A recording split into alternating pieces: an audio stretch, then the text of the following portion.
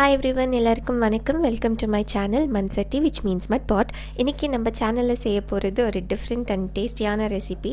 இது பொரியலும் இல்லை, குழம்பும் இல்லை, இது ஒரு டிஃப்ரெண்ட்டான ரெசிபி. ஊரில் வந்துட்டு அக்கா செஞ்சு கொடுத்தாங்க, ரொம்ப டேஸ்டியாக இருந்தது. ஸோ அதால தான் இந்த ரெசிபி உங்கள் கூட ஷேர் பண்ணுறேன். இது இப்போ எப்படி செய்கிறதுன்னு பார்க்கலாம். பாருங்கள், இந்த ரெசிபி செய்கிறதுக்காக நான் ஒரு 1/2 kg அளவுக்கு கத்திரிக்காய் இந்த மாதிரி சின்ன சின்னதாக மீன்ஸ் கொஞ்சம் மெலிசாக இந்த மாதிரி கட் பண்ணி வச்சுருக்கேன்.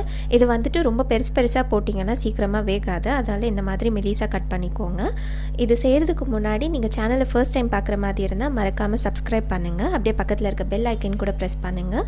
அப்போ தான் நாங்கள் வீடியோ அப்லோட் பண்ண உடனே உங்களுக்கு நோட்டிஃபிகேஷன் வரும்.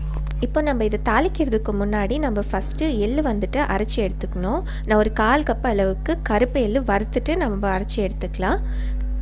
பாருங்கள், எள்ளு வந்துட்டு அரைச்சாச்சு. இந்த அளவுக்கு பவுடரான போதும். இதை நம்ம இப்போ சைடில் எடுத்து வச்சிடலாம்.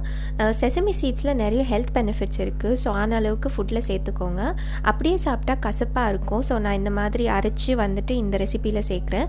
நீங்கள் இதுக்கு பதில் கடலக்கொட்டை கூட சேர்த்துக்கலாம். நம்ம இப்போ கத்திரிக்காய் வந்துட்டு எப்படி தாளிக்கிறதுன்னு பார்க்கலாம். தாளிக்கிறதுக்காக ஒரு 5 டீஸ்பூன் அளவுக்கு நம்ம எண்ணெய் சேர்த்துக்கணும். எண்ணெய் லைட்டாக காஞ்ச உடனே ஒரு 1/2 டீஸ்பூன் அளவுக்கு நம்ம மஸ்டர்ட் சீட்ஸ் ஆட் பண்ணிக்கலாம்.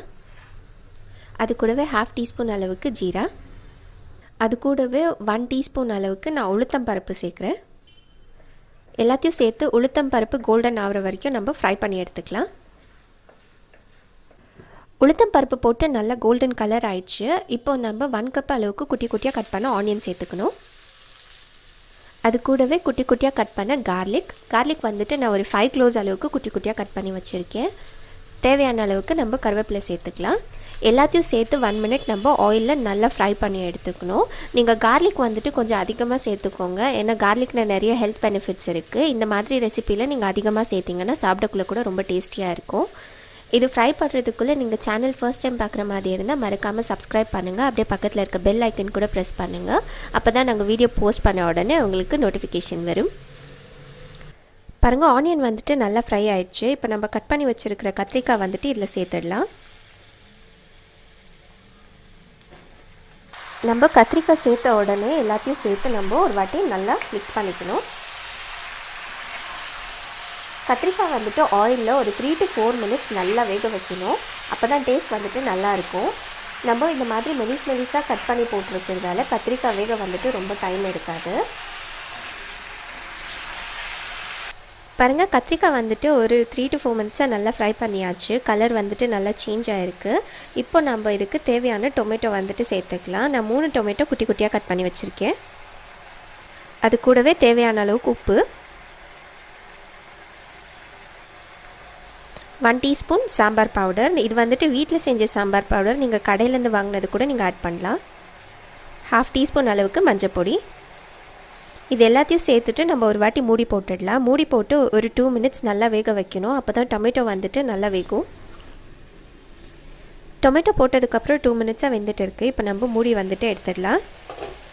பாருங்கள், நல்லா வெந்திருக்கு. இப்போ இது எல்லாத்தையும் சேர்த்து மிக்ஸ் பண்ணி இன்னொரு 2 minutes நம்ம நல்லா ஃப்ரை பண்ணிக்கணும்.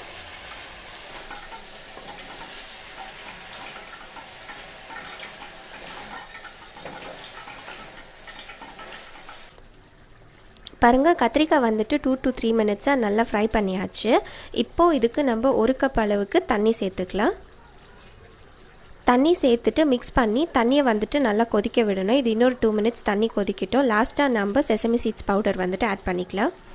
பாருங்கள், தண்ணி ஊற்றின உடனே நல்லா கொதிச்சிட்டு இருக்குது. இப்போ லாஸ்ட்டாக நம்ம அரைச்சி வச்சு செசமி சீட்ஸ் பவுடர் வந்துட்டு நம்ம இதில் சேர்த்துக்கலாம். எல்லாத்தையும் சேர்த்துட்டு ஒரு வாட்டி மிக்ஸ் பண்ணிங்கன்னா இந்த ரெசிபி வந்துட்டு ரெடி ஆகிடும். எள்ளு பவுடர் சேர்த்ததுக்கப்புறமா நான் 1 நிமிஷம் நல்லா கொதிக்க விட்டுருக்கேன். இப்போது லாஸ்ட்டாக நம்ம கட் பண்ணி வச்ச கொரியாண்டர் லீவ்ஸ் வந்துட்டு ஆட் பண்ணிவிட்டு ஸ்டவ் ஆஃப் பண்ணிடலாம். பாருங்கள், ரொம்ப டேஸ்டியான கத்திரிக்காய் ரெசிபி வந்துட்டு ரெடி ஆகிடுச்சு. இது வந்துட்டு நீங்கள் சப்பாத்தி, ஒயிட் ரைஸ், தோசை எது கூட சாப்பிட்டிங்கனாலும் ரொம்ப டேஸ்டியாக இருக்கும். நீங்கள் இந்த சாம்பார் இல்லை பொரியல் சாப்பிட்டு போர் அடிச்சிருந்ததுன்னா கண்டிப்பாக இதை வீட்டில் ட்ரை பண்ணி பாருங்கள், எல்லாருக்கும் பிடிக்கும். வேறு ஒரு ரெசிபியோடு பார்க்கலாம். Until then take care.